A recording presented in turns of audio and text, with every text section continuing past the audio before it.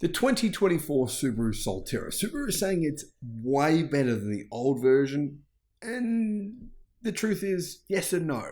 Now, for one, it doesn't qualify for EV incentives because it's manufactured in Japan. Two, it does get much faster charging speeds. Three, the price is the same. Four, it only has still around 225 miles of range. And five, while it comes with a CATL 72.8 kilowatt hour battery pack, which is a good thing, it's not a lithium iron phosphate battery pack. So realistically, a lot of people are fairly saying, is the Solterra a car you should buy? I'm going to give you a definitive answer by the end of this video. The Subaru Solterra in 2024, it's going to be a much better electric car than what it was in 2023. The 2023 car, to be honest, if you bought one, probably wasn't your smartest decision. The Solterra was not particularly affordable. It wasn't really, to be honest, good in any way. And almost every journalist you'll find who reviewed the car said the same thing. But in 2024, it's actually worth having a look at. Now, Subaru published within the past few days that it qualifies for the EV tax incentives, the $7,500 discount in North America. That isn't actually true. That has been proven to be false. But still, is it worth actually looking at buying a Solterra, whether you live in America or Australia or anywhere else, in 2024? Hello, my friends. Welcome to the channel. I'm Sam Evans. You're watching The Electric Viking. Great to see you. I'll be at Electrify Everything in Sydney in a couple of weeks' time. Love to see you there. It's on the 9th to the 11th of February. You can get 20% discount on your tickets. I'll put my promotion code in the description below. Kids under 15 or up to the age of 15 are free. Biggest car show ever in Australian history. It's going to be great. And if you'd like, I'm going to do a Q&A session after some of the actual live speaking gigs there where I'll be part of a few different panels. The Subaru Solterra in 2024. It's been improved, as it should have been. It's got faster charging speeds, which is a nice change, and it's the same price. Subaru launched the first electric car in its history last year in many different countries. The 2023 Solterra was the first electric SUV to feature so-called symmetrical all-wheel drive for off-road performance. Doesn't mean much, to be honest. But anyway, worth having a look at. The truth here is, though, that it's actually pretty much the same car as the Toyota bZ4X with just a few little Subaru changes, including improved off-road performance. But how much it's improved, don't really know. Now, the other difference here is Subaru doesn't sell the front-wheel drive version of the bZ4X that Toyota do. Subaru do only all-wheel drive, so you can't buy that cheaper front-wheel drive version. That might be a good thing, depending on your perception. Subaru's Solterra EV has 8.3 inches of ground clearance and various traction modes as well. Now, apparently it's got a new multimedia system, which is an improvement. It has standard Apple CarPlay and Android Auto, cloud navigation, and intelligent assistant. And Subaru claims the Solterra has more cargo space than the Hyundai Ioniq 5, which has pretty good cargo space for bikes, camping someplace, extra gear and more. Now, Hyundai, or Hyundai, however you pronounce them, they may beg to differ on that. And I think if you look at the boot space of the Solterra, it's actually smaller than the Ioniq 5. So I'm not really sure what Subaru's claims are all about here. They seem false to me.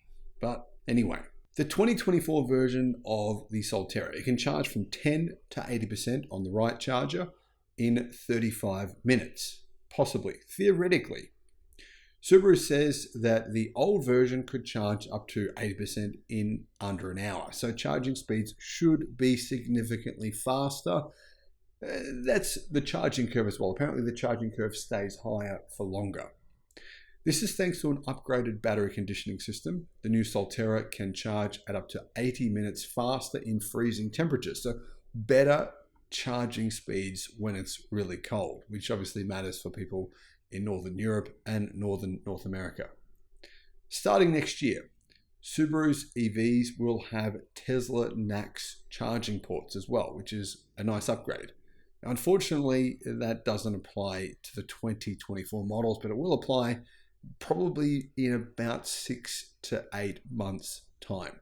Now, apparently Subaru will, though, provide an adapter for this existing 2024 model if you want to use Tesla's supercharger network. Subaru has improved the steering wheel in the Solterra, they say, with regen braking force paddle switches. So if you want to improve your regen performance, basically increase regen so you don't have to brake, you can actually press the paddle switches, kind of like a transmission, so to say. The new model includes standard roof rails with up to 700 pounds of static load capacity, not a huge amount to be honest. Subaru says the upgrade is ideal for a rooftop tent or other large items. The dynamic load capacity is up to 176 pounds. Now, faster charging was obviously needed. People are saying charging speed was terrible for the 2023 version, and speeds were nowhere near what Subaru claim, even on super fast, really the fastest chargers you can get, 350 kilowatt fast chargers. Apparently the Subaru Solterra would charge at around 50 kilowatt charging speeds for the 2023 model. So that improvement was obviously needed. Now, if you're wondering about pricing, the price it's fairly substantial because it doesn't qualify for tax incentives in the US, $46,000 US, $46,340 in total. Yeah, I mean, obviously, if you want to compare it to the Tesla Model Y, which it is definitely comparable to in terms of size, Model Y is slightly bigger interior, it's quite a lot more expensive. The equivalent Tesla Model Y has more range. The cheapest Solterra has around 230 miles of range. The equivalent Tesla has quite a bit more range than that, and it only costs $42,000. Plus, it does qualify for EV incentives, meaning theoretically, if you can get that tax incentive, you can get a Tesla Model Y for around $36,000 or $35,000, quite a lot cheaper. In fact, it's about $11,000 cheaper than the cheapest Solterra EV. So, I mean, a lot of Subaru fans apparently are buying these in the United States. If you're a hardcore Subaru fan, it's definitely still an option. The medium spec, mid-spec limited version costs $49,840, and the touring edition costs $53,340. Now, if you're wondering what the differences are, the limited trim, so the mid-spec model, it gets a 12.3-inch touchscreen, a Harman Kardon Premium Auto, so you're getting a better audio system for that spec, and a wireless phone charger. But in my opinion, it's questionable whether or not it's worth paying the extra money. Touring model, what do you get for that extra money on top? Gloss black hood accents, panoramic moonroof, front and rear LED footwell lighting, ventilated front seats, digital rear view mirror, and smart key access. Now, I'd take a panoramic moonroof, that sounds good. Ventilated front seats, nice. Digital rear view mirror, I think that's good. Mirror and smart key access, good. Black hood accent, Subaru, you can keep that. I'm not a fan of that at all. And the LED footwell lighting, I don't know, that just sounds like some kind of gimmick, in my opinion. Anyway, the Solterra. Should you consider it? Absolutely not. There is just too many other good options on the market. There's too many other good models to choose from that are cheaper. I mean, if you don't want a Tesla Model Y, get the Hyundai Ioniq 5. Get something like the Volkswagen ID4, which has significantly more range than the Subaru Solterra, and it's cheaper and it qualifies for tax incentives in the United States. There's just, to be honest, that's just naming a few options. The Solterra and the BZ4X are both cars you absolutely should rule out immediately. It doesn't matter if you're a major Toyota or Subaru fan. I honestly think you'd have to be crazy to choose either of them unless you walked into the dealership and they said, hang on, mate, we love you.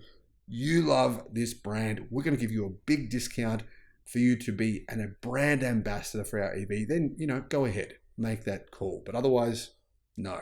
Thanks for watching.